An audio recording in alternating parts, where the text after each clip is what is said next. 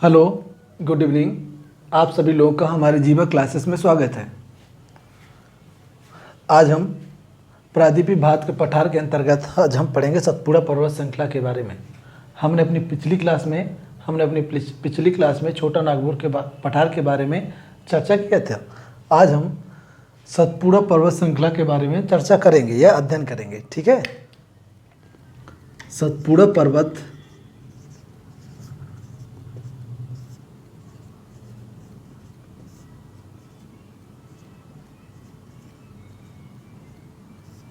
सतपुड़ा पर्वत श्रृंखला हमने पिछली क्लास में बताया था। सतपुड़ा पर्वत श्रृंखला ज़्यादा तो नहीं बताया था, बस इसका थोड़ा परिचय दिया था। सतपुड़ा पर्वत श्रृंखला का विस्तार हमने बताया था। सतपुड़ा पर्वत श्रृंखला का विस्तार भारत के 4 राज्यों में हमने बताया था। 4 राज्यों के नाम बताए थे। सबसे पश्चिम में महाराष्ट्र, इसके बाद बताया था थोड़ा सा गुजरात में है। इसके बाद तीसरा बताया था मध्य प्रदेश में सबसे ज़्यादा है। और चौथा हमने बताया था छत्तीसगढ़, जबकि छत्तीसगढ़ राज्य में इसका विस्तार नहीं है, बल्कि क्या है, छत्तीसगढ़ राज्य ये जो दिख रहा है ये जो है हमारे ये पहाड़ है। पर्वत सतपुड़ा पर्वत श्रृंखला की हमारी एक पहाड़ी है। तो ये जो पहाड़ दिख रहा है, छत्तीसगढ़ राज्य का विस्तार हमारा मान लो मध्य प्रदेश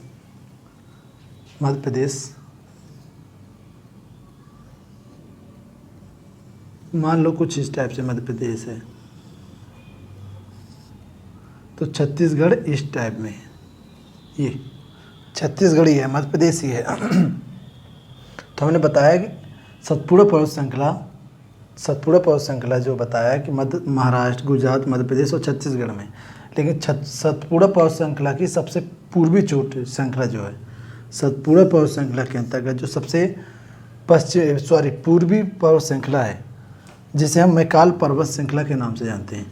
मैकाल पर्वत श्रृंखला, तो ये मैकाल पर्वत श्रृंखला ये है। तो मैकाल पर्वत श्रृंखला मध्य प्रदेश और छत्तीसगढ़ की सीमा निर्धारित करती है। क्लियर है? तो इसको अब करें तो हम क्या बोलेंगे, सतपुड़ा पर्वत श्रृंखला का विस्तार भारत के 4 राज्यों में है। 4 राज्यों में महाराष्ट्र, गुजरात, मध्य प्रदेश, छत्तीसगढ़। अगर एग्जाम में 4 की जगह अगर 3 ऑप्शन में तीन देता है तो आप 3 की तरफ जाएंगे। अगर ऑप्शन में 3 न दे करके 4 देता तो 4 की तरफ जाएंगे। लेकिन पहली प्रायोरिटी 3 को देंगे। क्यों? क्योंकि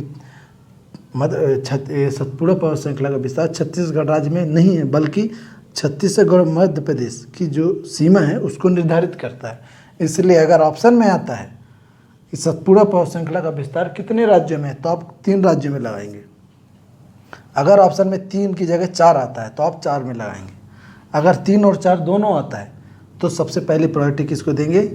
3 को देंगे, 4 को नहीं देंगे। क्लियर है? अब इसके आगे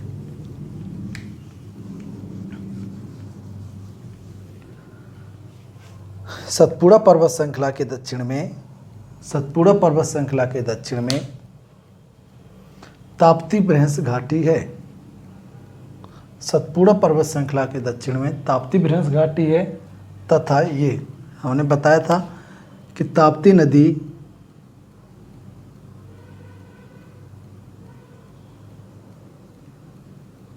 नदी और नर्मदा नदी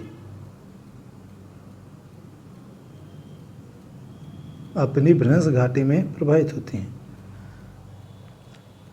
तो सतपुड़ा पर्वत श्रृंखला के दक्षिण में ताप्ती बृहंस घाटी तथा सतपुड़ा पर्वत श्रृंखला के उत्तर में नर्मदा बृहंस घाटी है। नर्मदा बृहंस घाटी में नर्मदा नदी पूर्व से पश्चिम की ओर प्रवाहित होती है। ठीक है? नर्मदा बृहंस घाटी पूर्व से पश्चिम की ओर प्रवाहित होती है। नर्मदा नदी का उद्गम मैकाल पर्वत श्रेणी से नर्मदा नदी का उद्गम मैकाल पर्वत श्रृंखला के अमरकंटक चोटी के पास होता है। ये मैकाल पर्वत श्रृंखला है। मैकाल पर्वत श्रृंखला के श्रृंखला में ये जो चोटी बनी है उसको हम अमरकंटक चोटी के नाम से जानते हैं। वहाँ से दो नदियों का उद्गम होता है, एक सोन नदी, दूसरा नर्मदा नदी। एक सोन नदी, दूसरा नर्मदा। ये सोन नदी है और हमने यहाँ पर बताया था वो स्वर्ण रेखा थी। यहाँ पर हमने बताया था ये स्वर्ण रेखा, स्वर्ण रेखा, स्वर्ण रेखा और सोन नदी अलग अलग है ना। इस बात पे कंफ्यूज नहीं होंगे आप लोग।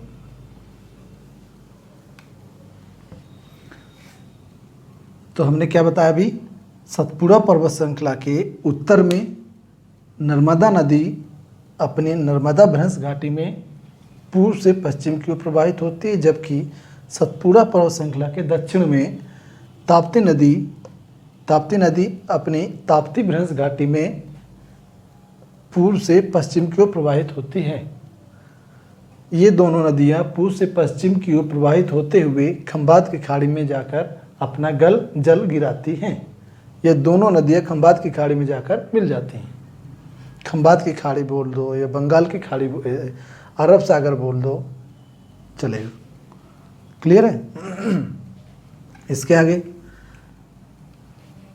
सतपुड़ा पर्वत श्रृंखला, अब जो आगे मेन लिखवाना था, सतपुड़ा पर्वत श्रृंखला भारत में एकमात्र ब्लॉक पर्वत का उदाहरण है। ब्लॉक पर्वत, ब्लॉक पर्वत क्यों बताया हमने? ब्लॉक पर्वत क्योंकि इस पर्वत के दोनों तरफ, इस पर्वत के दोनों तरफ क्या है, घाटी है, घाटी, भ्रंश घाटी है। इस पर्वत के दोनों तरफ ये देखो, जैसे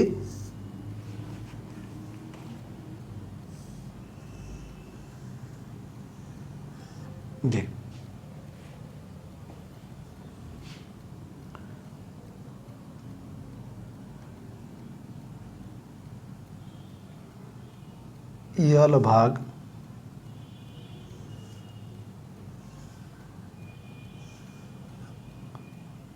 ये समतल मैदान है, ये समतल मैदान है, ये समतल मैदान है। और इस समतल मैदान के अगल बगल दोनों साइड समतल मैदान के, ये पठारी है, ये पठार है समझो है।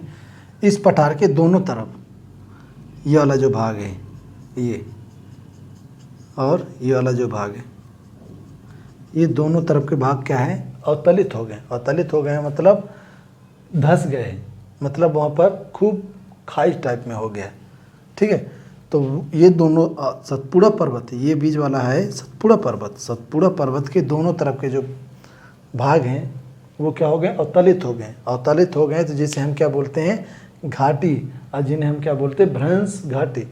तो ये दोनों तरफ सतपुड़ा पर्वत के दोनों तरफ भ्रंश घाटी है। तो इसलिए क्या बोलते हैं, दो पर्वत दो भ्रंश घाटियों के बीच में, पर्वत जो है दो भ्रंश घाटियों के बीच में, पर्वत दो भ्रंश घाटियों के बीच में स्थित पर्वत को हम क्या बोलते हैं, ब्लॉक पर्वत। तो एक भ्रंश घाटी हुई, दूसरी भ्रंश घाटी ये हुई, तो इसको हम क्या बोलेंगे, ये पर्वत जो होगा ये ब्लॉक पर्वत होगा। और भारत में एकमात्र ब्लॉक पर्वत का उदाहरण है सतपुड़ा पर्वत श्रृंखला। क्लियर है। जहाँ तक मैं समझता हूँ कि आपको ये बात क्लियर हो गई होगी।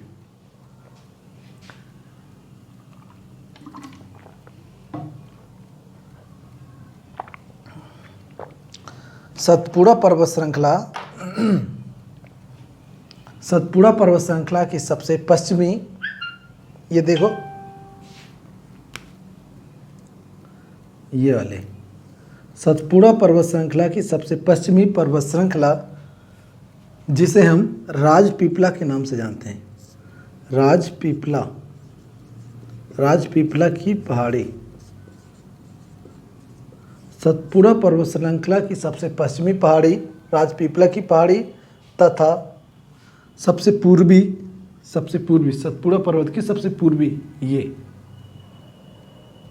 इसको हम किस नाम से जानते हैं, सतपुड़ा पर्वत श्रृंखला की सबसे पूर्वी पहाड़ी मैकाल पहाड़ी, मैकाल पहाड़ी।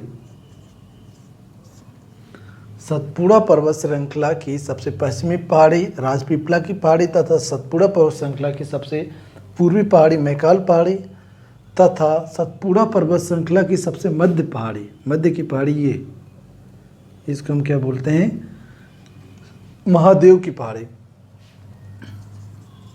महादेव की पहाड़ी। इसी महादेव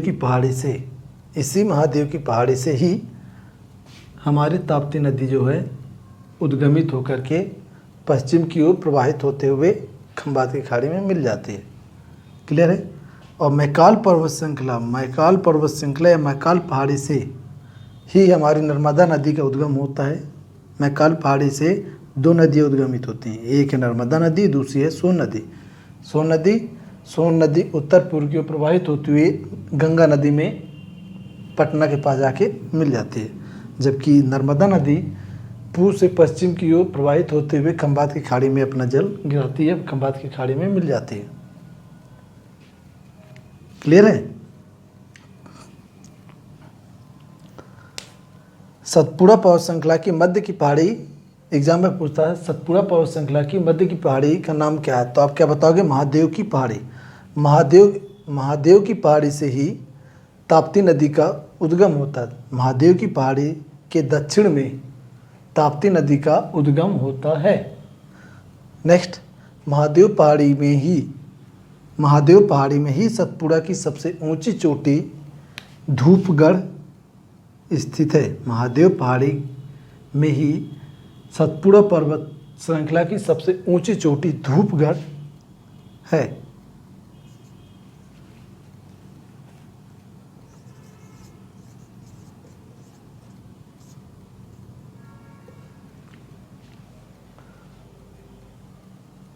क्या है, धूपगढ़। महादेव पहाड़ी पे ही सतपुड़ा पर्वत श्रृंखला की सबसे ऊंची चोटी धूपगढ़ है। धूपगढ़ चोटी के पास में ही महादेव पहाड़ी के अंतर्गत ही धूपगढ़ चोटी के पास में पचमढ़ी हिल स्टेशन स्थित है। पचमढ़ी हिल स्टेशन स्थित है। धूपगढ़ चोटी के पास में ही महादेव पहाड़ी के अंतर्गत धूपगढ़ चोटी के पास में ही पचमढ़ी हिल स्टेशन स्थित है। क्लियर है। इसके आगे मैकाल पहाड़ी मध्य प्रदेश और छत्तीसगढ़ राज्य की सीमा का निर्धारण करती है। मैकाल पहाड़ी मध्य प्रदेश और छत्तीसगढ़ राज्य की सीमा का निर्धारण करती है। मैकाल पहाड़ी का विस्तार उत्तर दक्षिण दिशा में है। मैकाल पहाड़ी का विस्तार उत्तर दक्षिण दिशा में है। मैकाल पहाड़ी की सबसे ऊंची चोटी हमने क्या नाम बताया था यहाँ पर, अमरकंटक। मैकाल पहाड़ी की सबसे ऊंची चोटी अमरकंटक है। ठीक है। अमरकंटक के पास, मैकाल पहाड़ी के अंतर्गत अमरकंटक चोटी के पास में ही दो नदियों का उद्गम होता है। एक नदी देखो ये जा रही है, यहाँ से मैकाल पहाड़ी के उत्तर में कौन सी नदी निकल रही है, ये मैंने क्या नाम बताया था, सोन नदी उद्गम होने के बाद यहाँ से निकलती है और उत्तर पूर्व की ओर प्रवाहित होती है और आगे जा कर के गंगा नदी में पटना में मिल जाती है। और दूसरी नदी हमने क्या बताया था, नर्मदा नदी यहाँ से उद्गमित होती है। उद्गम के पश्चात पूर्व से पश्चिम की ओर प्रवाहित होते हुए खंभात की खाड़ी में मिल जाती है। तो मैकाल पहाड़ी के अंतर्गत अमरकंटक चोटी के पास से ही दो नदियों का उद्गम होता है। आगे लिखोगे दो नदियों के नाम, सोन नदी और दूसरा नर्मदा नदी। आगे नेक्स्ट लाइन पे लिखोगे सोन नदी उद्गम होने के पश्चात या सोन नदी का उद्गम होने के पश्चात उत्तर पूर्व की ओर प्रवाहित होती है और आगे चल कर के पटना में गंगा नदी से मिल जाती है। नेक्स्ट,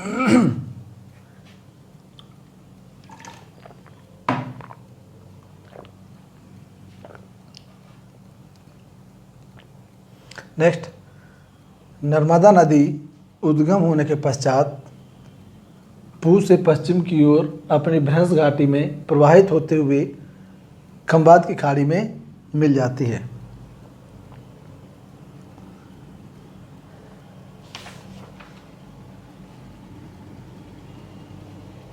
इसके बाद सतपुड़ा पर्वत श्रृंखला हमारा कंप्लीट होता है। राजपीपला की पहाड़ी के बारे में हम कुछ नहीं है। राजपीपला की पहाड़ी आगे लिख लो। राजपीपला की पहाड़ी सतपुड़ा पर्वत श्रृंखला की सबसे पश्चिमी पहाड़ी है, जिसका विस्तार महाराष्ट्र, गुजरात और मध्य प्रदेश राज्य में है। राजपीपला की पहाड़ी सतपुड़ा पर्वत श्रृंखला की सबसे पश्चिमी पहाड़ी है, जिसका विस्तार महाराष्ट्र यहाँ पर है महाराष्ट्र राज्य, इसके बाद ऊपर थोड़ा गुजरात, इसके बगल में है, दोनों के बीच में बगल में मध्य प्रदेश। तो राजपीपला की पहाड़ी का विस्तार 3 राज्यों में है, महाराष्ट्र, गुजरात और मध्य प्रदेश। इसके बारे में इतना है। इसके बाद आप नेक्स्ट पढ़ेंगे। इसको रफ कर रहे हैं।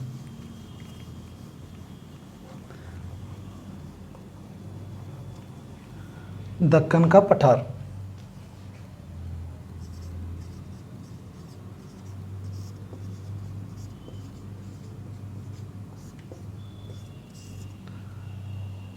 दक्कन का पठार सतपुड़ा पर्वत श्रृंखला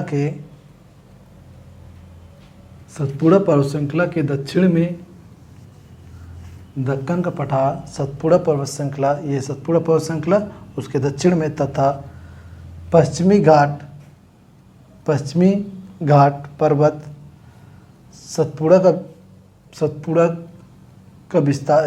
दक्कन पठार का विस्तार सतपुड़ा पर्वत के दक्षिण में तथा पश्चिमी घाट पर्वत और पूर्वी घाट पर्वत के मध्य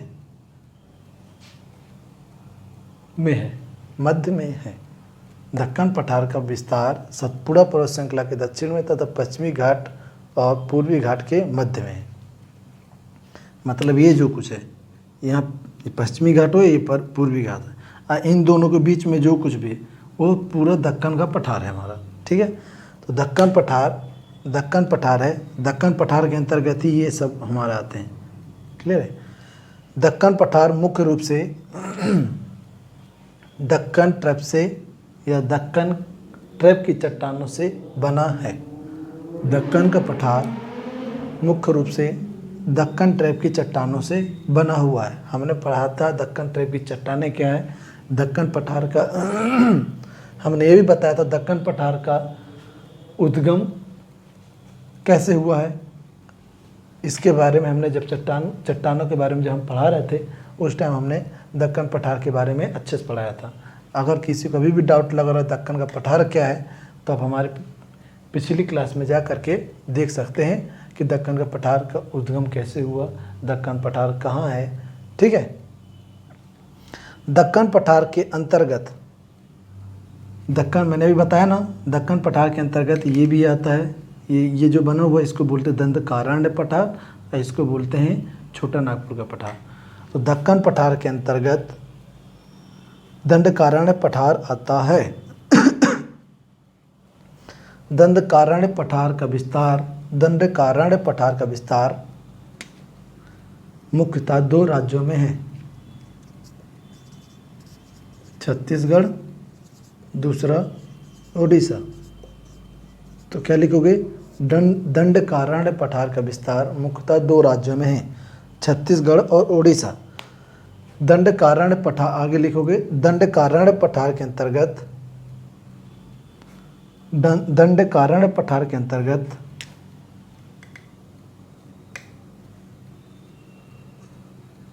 बस्तर का पठार, दंडकारण्य पठार के अंतर्गत ही बस्तर का पठार आता है। बस्तर के पठार में ही भारत का एकमात्र